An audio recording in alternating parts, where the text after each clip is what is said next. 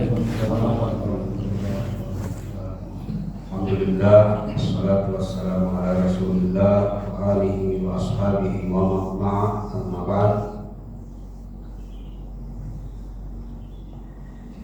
Jadi kemarin kasusnya Umar bin Khattab mendengar Hisham membaca surah Al-Furqan. Ada beberapa huruf yang Umar tidak pernah dengar. Kemudian Hisham ditarik, bahkan mau dijambak kepalanya, lalu dibawa kepada Nabi SAW. Kata Umar, orang ini telah berdusta. Kata Nabi, apa yang dibaca Hisham, seperti itulah Al-Quran diturunkan. Hikmah kemarin yang kita ambil bahwa ternyata orang dekat Nabi saja pengetahuannya masih terbatas, apalagi kita yang jauh dari Nabi Sallallahu Alaihi Wasallam.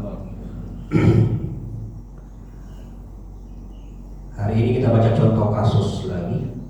Contoh kasus yang ini saya singgung di pertemuan pertama awal Ramadan ini. Hadis dari Bismillahirrahmanirrahim. Haddatsana Ahmad bin Salih wa Wahb bin Bayan. Al-makna qala haddatsana Ibnu Wahb haddatsani Muawiyah an Rabi'ah bin Yazid annahu haddatsahu an Qaza'a qala ataitu Aba Sa'id Al-Khudri. Jadi ada sahabat namanya Qaza'a, dia mendatangi Abu Sa'id Al-Khudri, salah seorang sahabat. Bahwa yuftin nas, Abu Sa'id Al-Khudri sedang berfatwa di depan para manusia. Wahum mukibbuna alaih, dan banyak yang ikut nimbrung. Fantazartu khalwatahu, maka saya menunggu sampai dia selesai berfatwa. Falamma khala, setelah selesai fatwanya, selesai acaranya, sa'altuhu an siyami Ramadan fis safar. Saya bertanya kepada dia mengenai puasa Ramadannya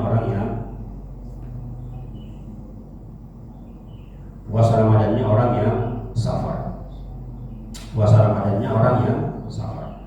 Faqala kharajna ma'an Nabi sallallahu alaihi wasallam fi Ramadan amal fathi.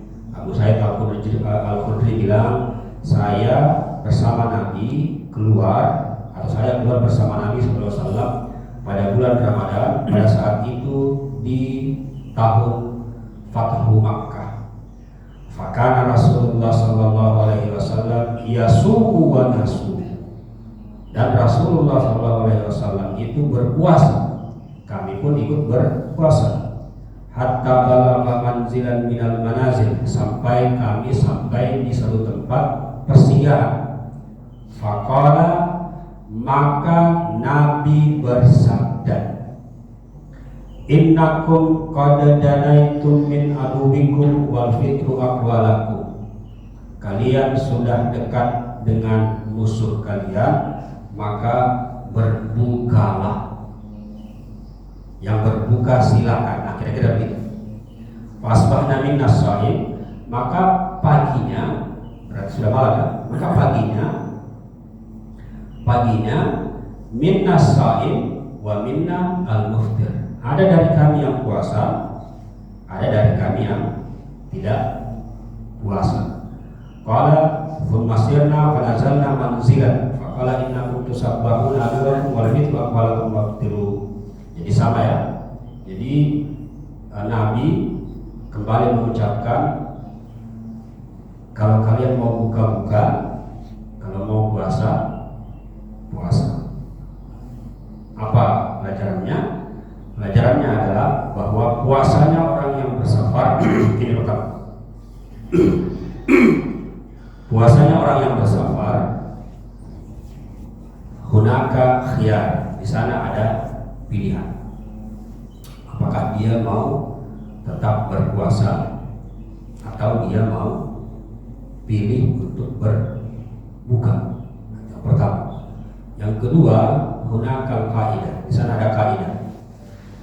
Annal fitra, bahwasanya berbuka, atau an-nasyam, bahwasanya berpuasa yang dilihat bukan masyakkahnya, tetapi yang dilihat adalah masafahnya. Apa itu masafah? Apa itu masyakkah? Masafah itu jarak, masyakkah itu tingkat kesulitan. Jadi ada orang ketika dia safar, dia bilang, saya tetap mau berpuasa karena tidak ada kesulitan. Contoh orang yang pergi berumrah misalnya, cuma terbang berapa jam, tidak ada kesulitan yang dia dapat, maka dia memilih untuk berpuasa. Tapi ada pendapat seperti ini, bahwa silakan berbuka. Kenapa? Karena ilatnya adalah masafah, bukan masyakkah. Ilatnya adalah jarak, bukan tingkat kesulitan. Bagaimana jaraknya? Ini yang diperselisih para ulama. Namun yang cukup disepakati, jarak yang dimaksud adalah 80 kilo, 80 kilometer. Yang pertama. Yang kedua, fi hududil wilayah, dia harus melewati satu wilayah. Saya sudah pernah sampaikan. Misalkan kita mau ke Konsel, jarak dari Kendari ke Konsel tidak sampai 80 kilo, ya, cuma berapa kilo. Tetapi kita melewati wilayah Kendari di Batu Bangga, syarat kedua sudah terpenuhi, tetapi syarat pertama tidak terpenuhi karena dua syaratnya. Syaratnya harus melebihi 80 kilo, yang kedua harus melewati satu wilayah. Anggaplah orang yang bersafar pergi berumrah dari Kendari menuju Jeddah, bukan hanya 80 kilo, ribuan kilo, berarti sudah mencakup satu syarat. Kemudian hunaka hududil wilayah, di sana sudah melewati beberapa wilayah, sudah melewati Makassar, sudah melewati Jawa, sudah melewati Kalimantan, dan seterusnya. Berarti sudah masuk syarat bagi orang yang bersafar. Wahunaka masafah, maka yang dilihat jaraknya. Jadi walaupun tidak ada kesulitan, tetapi karena sudah memenuhi dua unsur tadi, maka dia boleh berbuka. Ada contoh lagi. Ada orang yang jalan-jalan di Kendari, dia pakai pakaian pesta, jalan-jalan keliling di Kendari, sampai kemudian dia rumit untuk membuka pakaian pestanya. Akhirnya dia bilang, bisa saya sholat dengan cara menjamak supaya tidak repot saya ganti-ganti pakaian saya. Itu tidak berlaku. Memang ada kesulitan, tapi tidak ada masalah di sana, tidak ada jarak.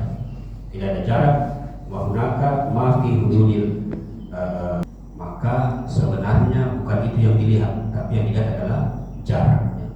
Walaupun tidak ada kesulitan, akan tetapi jaraknya masuk syarat, maka dia sudah bisa berbuka. Ini yang dimaksud oleh hadis ini.